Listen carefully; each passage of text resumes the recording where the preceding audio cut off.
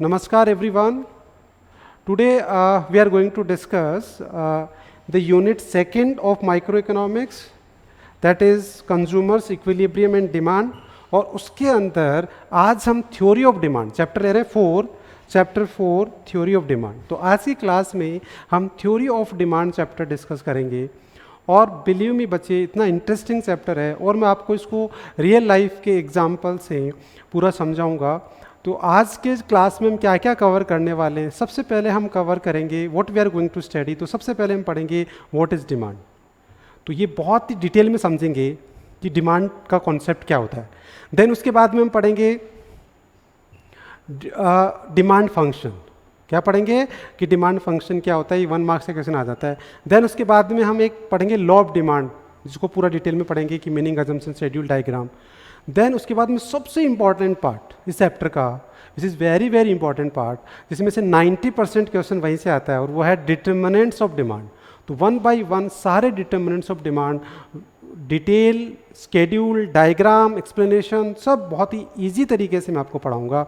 तो प्लीज़ आप लोग वीडियो एंड तक देखिए और ये मेरा एक एफर्ट्स है कि आपको ये पूरा वीडियो देखने के बाद ये टॉपिक बिल्कुल वन टाइम वॉच है कि आपने एक बार देख लिया तो आपको ये समझ में आ जाएगा।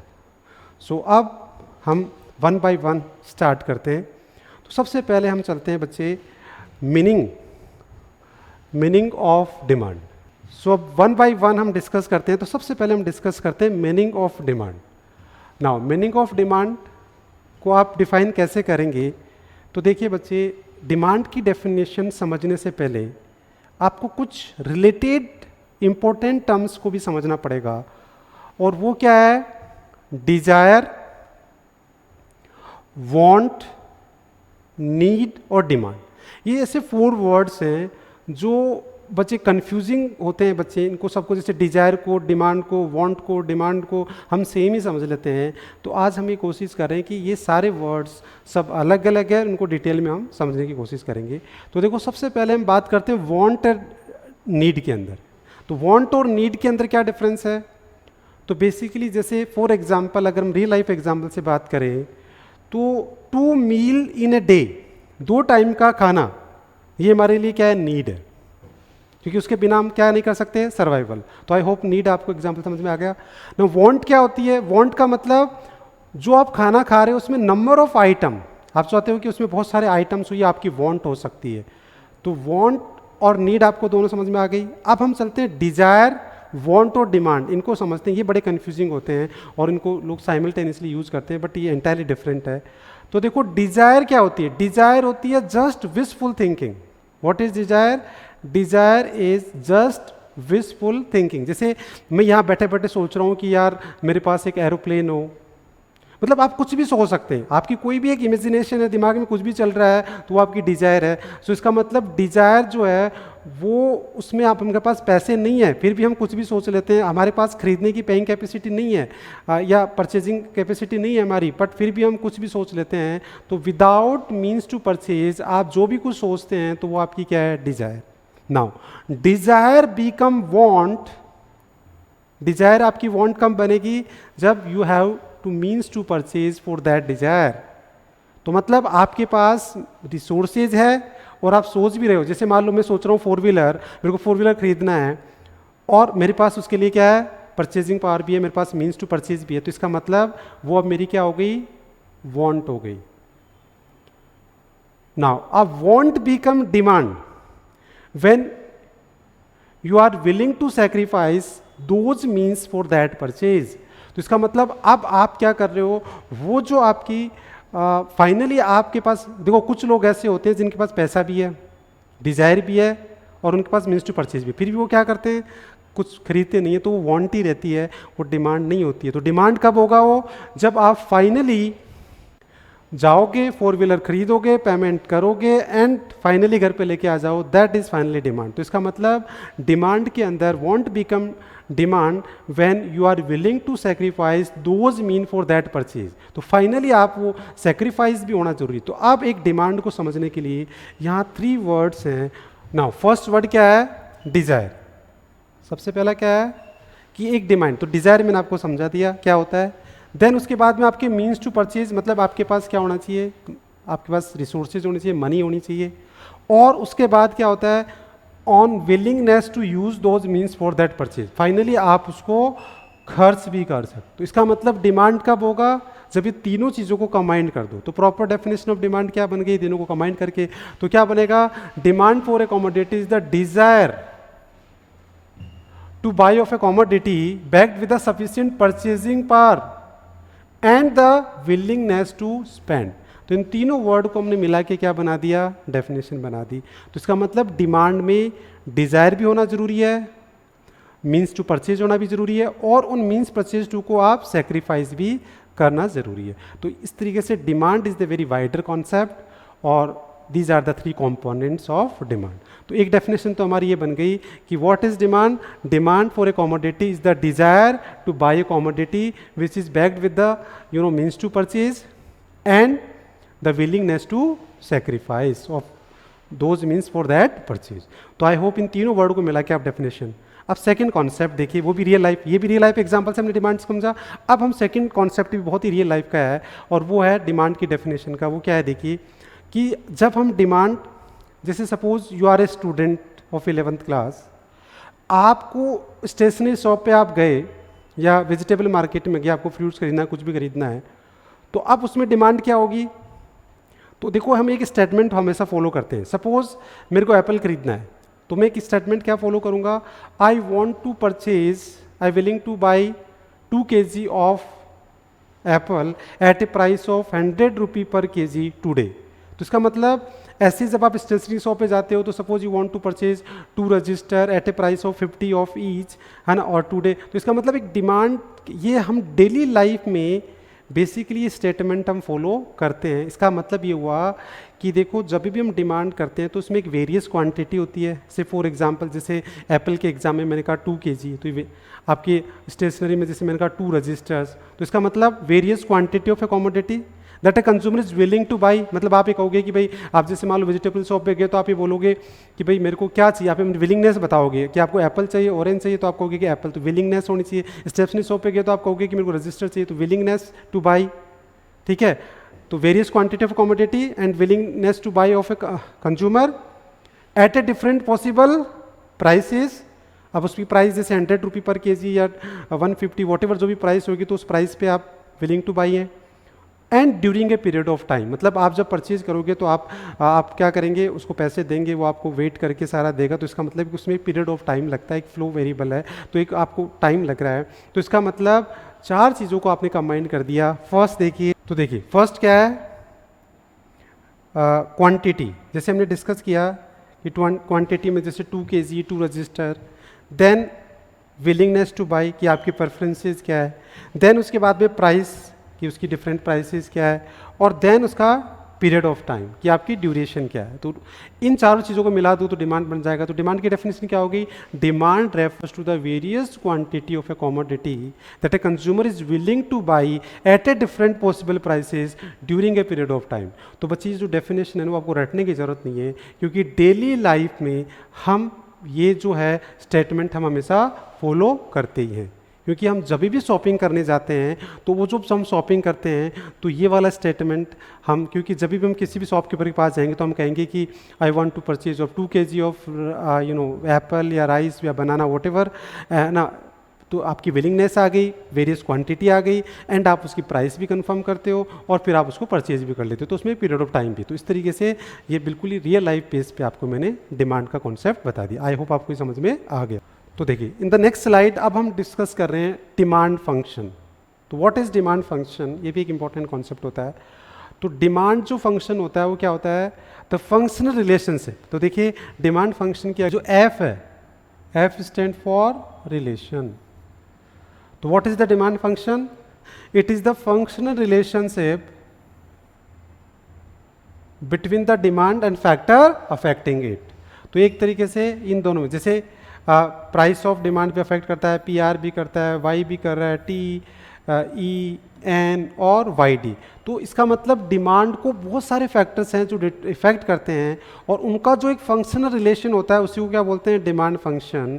तो अब जैसे P X stand for price of commodity, P R stand for price of related good, Y मतलब income, T stand for taste and preferences, expectation, distribution of population, distribution of income, ये सारी इनकी फुल फॉर्म यहाँ दे रखी है। तो मतलब real life में जो डिमांड है वो केवल only not affected by the price, there are various factor जो साइमल्टेनियसली उसको इफेक्ट करते हैं, और उन सब का जो हम अगर ये पढ़ रहे हैं कि वो किस डिग्री से किस लेवल पे इफेक्ट करते हैं और उनका जो फंक्शन रिलेशन पढ़ते हैं वही क्या होता है, डिमांड फंक्शन। तो आई होप डिमांड फंक्शन की डेफिनेशन समझ में आ गई। It is the functional relationship between the demand and factor affecting it.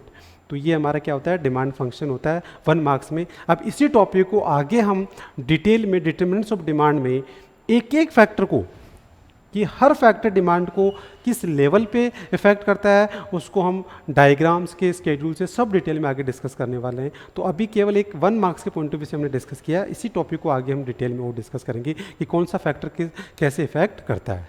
ये हमारा आगे का टॉपिक है। तो आई होप ये डिमांड फंक्शन आपको क्लियर। अब हमारा टॉपिक आ गया law of demand. Law of demand आपकी रियल लाइफ पे बेस्ड है बच्चे। भाई सिंपली आपने देखा होगा एक कंज्यूमर का एक बिहेवियर जो होता है ना, वही लॉ ऑफ डिमांड है। तो इसको कहीं आपको रटने की या पढ़ने की मतलब ज़रूरत नहीं है, क्योंकि इसमें हम क्या करें, आपके बिहेवियर को ही हम क्या कर रहे हैं, प्रेडिक्ट कर रहे हैं। और वो बिहेवियर क्या होता है, नॉर्मली क्या करते हो आप लोग, जब आप मार्केट में कुछ भी परचेज करने जाते हो, तो अगर कोई भी प्रोडक्ट आप परचेज कर रहे हो, उसकी प्राइस बढ़ गई तो उसकी क्वांटिटी आप क्या करोगे, कम या ज़्यादा। तो अंडरस्टूड है कि प्राइस बढ़ेगी तो हम उसकी क्वांटिटी कम करेंगे। तो वेरी सिंपल में हम यही कहेंगे कि यही लॉ ऑफ डिमांड है कि एक कंज्यूमर जब कुछ भी परचेज करता है तो उसकी प्राइस बढ़ती है तो वो डिमांड कम कर देता है, और कम होगी तो बढ़ा देगा। बट अब इसको एक प्रॉपर वर्ड्स में अगर हम बात करें तो इसमें एक वर्ड ध्यान में रखना है, और वो ध्यान में रखना है कि अदर थिंग्स रिमेन कॉन्स्टेंट। बच्चे ये बहुत ही इंपॉर्टेंट वर्ड है, अगर आप ये नहीं लिखोगे तो आपको मार्क्स नहीं मिलेगा। क्यों, इसका रीजन देखिए। तो देखिए नॉर्मली हम क्या लेके चलते हैं कि प्राइस बढ़ेगी और उसकी वजह से डिमांड क्या होगी, कम होगी। तो इसमें क्या होता है, इनवर्स रिलेशनशिप होता है। बट क्या अगर सपोज अभी हमने देखा कि जो डिमांड है उसको बहुत सारे फैक्टर अफेक्ट करते हैं, बहुत सारे फैक्टर अफेक्ट करते हैं। जैसे आपने देखा प्राइस भी है, इनकम भी है, टेस्ट एंड प्रेफरेंसेस भी है, एक्सपेक्टेशन भी है। तो अगर सपोज आप एग्जांपल लो कि आपकी प्राइस बढ़ गई और आपकी इनकम भी बढ़ गई, तो क्या ये इनवर्स रिलेशनशिप होगा, नहीं होगा। तो इसी वजह से हमें क्या मानना पड़ेगा, अदर थिंग्स रिमेन कांस्टेंट। या अदर थिंग्स को हमें क्या मानना है, कांस्टेंट मान के चलना पड़ेगा। मतलब प्राइस के अलावा बाकी जो सारे फैक्टर हैं वो सारे हमारे क्या रहेंगे, कांस्टेंट रहेंगे, और वो सारे फैक्टर आगे जाके वही हमारी अजम्पशंस बनेगी। तो इसी टॉपिक को अदर थिंग्स रिमेन कांस्टेंट को हम अजम्पशंस में डिस्कस कर लेंगे। मतलब प्राइस के अलावा जो भी फैक्टर अफेक्ट करते हैं उनको सबको हम क्या लिख देंगे, रिमेन कांस्टेंट, रिमेन कांस्टेंट। तो अब ये वर्ड आपको समझ में आ गया। तो अब लॉ ऑफ डिमांड क्या होगा, वेरी सिंपल कि the law of demand state that other things remain constant the same, the demand for a commodity expand with the fall in price and contract with the rise in price। तो यहाँ ये expand और contraction word भी बहुत important है बच्चे। Normally ज़्यादातर बच्चे क्या करते हैं, यहाँ इंक्रीज और डिक्रीज इन डिमांड यूज़ कर लेते हैं, विच इज़ टेक्निकली रॉन्ग। जो आगे आपको समझ में आएगा कि हमें यहाँ इंक्रीज, जैसे नॉर्मली क्या बोलते हैं, लॉ ऑफ डिमांड की डेफिनेशन बच्चे ज़्यादातर जो मोस्ट ऑफ द आप चेक कर लेना, ज़्यादातर क्या बोलेंगे, what is law of demand, आप अपनी क्लास में पूछना तो वो आंसर क्या देंगे, अदर थिंग्स रिमेन कांस्टेंट, या तो अदर थिंग्स भी नहीं बोलेंगे और डायरेक्ट बोलेंगे कि price increases, demand decreases and vice versa. 0 marks. Because why, क्योंकि एक तो आपको अदर थिंग्स क्यों रखना है वो मैंने आपको समझा दिया। दूसरा, इसमें इंक्रीज डिक्रीज वर्ड यूज ना करके हमें क्या यूज करना है, कॉन्ट्रैक्ट और एक्सपेंड, ये वर्ड हमें यूज करना है। अदरवाइज, क्योंकि देखो इंक्रीज और डिक्रीज में तो डिमांड कर्व पूरा शिफ्ट होता है, आगे आपको समझ में आएगा। इंक्रीज का मतलब राइटवर्ड शिफ्ट, डिक्रीज का मतलब कि लॉ ऑफ डिमांड में डिमांड कर्व शिफ्ट नहीं होता है। तो इसलिए हमें कौन सा वर्ड यूज करना है, एक्सपेंड और कॉन्ट्रैक्ट वर्ड यूज करना है। तो बच्चे ये आप ध्यान रखना, ये प्रॉपर डेफिनेशन आपको करनी है। तो आई होप आपको लॉ ऑफ डिमांड समझ में आ गया। और लॉ ऑफ डिमांड इस चैप्टर का सबसे इजी है, क्यों, क्योंकि ये एक कंज्यूमर का जो यूनिवर्सल बिहेवियर है, जो एक सबके साथ यही होता है, तो वही हम इसमें पढ़ रहे हैं। तो आई होप ये तो हो गया इसका फंक्शनल इक्वेशन।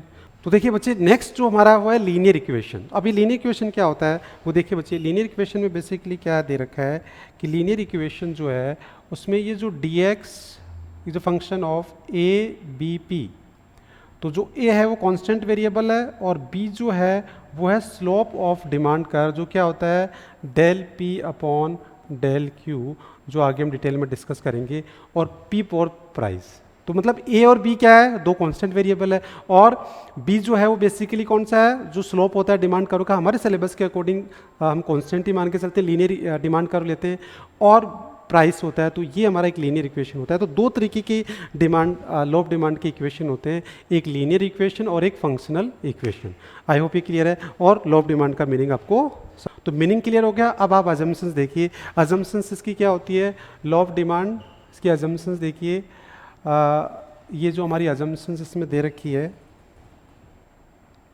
फर्स्ट अजम्पशन मैंने आपको बता ही दिया कि जो आपने देखा कि जो डिमांड है D X equals to function of क्या क्या होता है, P X P R Y T E N और वाई डी, ये हमने किस में पढ़ा, डिमांड फंक्शन में। और ये रीज़न था कि डिमांड फंक्शन हम पहले क्यों पढ़ा रहे हैं, क्योंकि हम इसलिए पढ़ा रहे हैं आपको कि आपको पता हो कि डिमांड को कौन कौन से फैक्टर अफेक्ट करते हैं, ताकि लो ऑफ डिमांड समझने से पहले आपको डिमांड फंक्शन आना चाहिए। तो आपको पता है कि डिमांड को ये सारे फैक्टर क्या करते हैं, इफेक्ट करते हैं, बहुत सारे फैक्टर्स हैं जो डिमांड को क्या कर रहे हैं, इफेक्ट कर रहे हैं। नाउ अब जब हम लो ऑफ डिमांड पढ़ते हैं तो केवल किसका रिलेशन पढ़ते हैं, प्राइस और डिमांड का। तो इसका मतलब बाकी फैक्टर सारे क्या रहेंगे, कांस्टेंट। इन सबको क्या मानना है, कांस्टेंट मानना है, और यही हमारी अजम्पशंस बन गई बच्चे। तो ये सारी जो फैक्टर्स हैं एक्सेप्ट द प्राइस, सबको बोल दो remain constant, remain constant, remain constant, remain constant, और ये हम ऑलरेडी हमने डिस्कस कर लिया डिमांड फंक्शन में। तो ये हमारी अजम्पशंस हो जाएगी। तो आई होप आपको अजम्पशंस क्लियर आ गई, क्लियर समझ में आ गया। अब हम डिस्कस करेंगे स्केड्यूल और डायग्राम। तो ये कैसे बनाना देखिए, तो स्केड्यूल डिमांड का कैसे बनाना है, बहुत ही ईजी है बच्चे। आपको अगर स्केड्यूल बनाना है तो इसमें आप क्या करेंगे बच्चे, सबसे पहले आपको स्केड्यूल बनाना इसका बहुत ही ईजी है। कैसे, यहाँ क्या लेंगे पी एक्स और यहाँ क्या लेंगे क्यू एक्स। आप प्राइस आप कुछ भी ले लीजिए, जैसे 1 2 3 4 5, और आपने पढ़ा कि लो ऑफ डिमांड क्या होता है, इनवर्स रिलेशनशिप। तो ये क्या हो जाएगा 5 4 3 2 1। तो बताओ इससे इजी कुछ है क्या, आराम से स्केड्यूल बना सकते हो आप। कोई भी प्राइस ले लीजिए और उसका इन्वर्स क्या कर दीजिए, डिमांड, ये आपका स्केड्यूल बन जाएगा। अब हमें इसका क्या बनाना है, डायग्राम। तो देखिए डायग्राम हम बनाएंगे, एक्स एक्सिस 0 और वाई, यहाँ क्या लेंगे क्वांटिटी ऑफ एक्स, और यहाँ क्या लेंगे प्राइस। अब हम स्केल ले लेंगे, तो देखिए स्केल हम लेंगे तो यहाँ इक्वल 5 पार्ट में डिवाइड कर देंगे, 1 2 3 4 और 5। तो ये हो गया 1 2 3 4 और 5, और यहाँ भी 5 पार्ट में डिवाइड कर देंगे, 1 2 3 4 और 5। तो 1 2 3 4 और 5।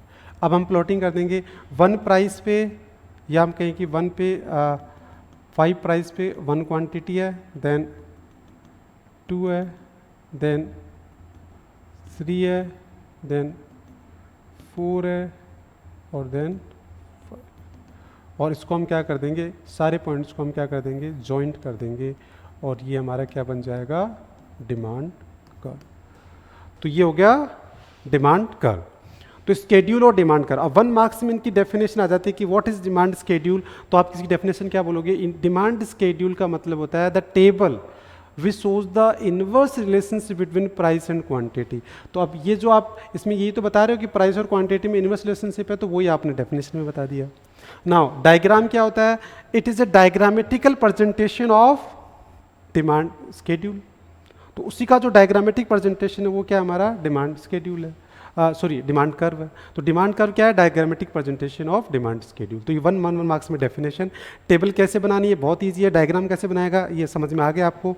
तो अब देखिए आगे चलते हैं, ये पूरा देख लीजिए आप नोट से। अजम्पशंस हमने डिस्कस कर ही ली थी, अभी अजम्पशंस हमने पहले ही डिस्कस कर ली, ये सारी अजम्पशंस हमारी होगी, मैंने समझा दिया आपको। अब हम डिमांड स्केड्यूल का मीनिंग ये भी बता दिया मैंने, डिमांड कर्व ये भी बता दिया ना। उसके बाद ये स्केड्यूल कैसे बनानी ये भी समझा दी और डायग्राम भी मैंने आपको समझा दिया।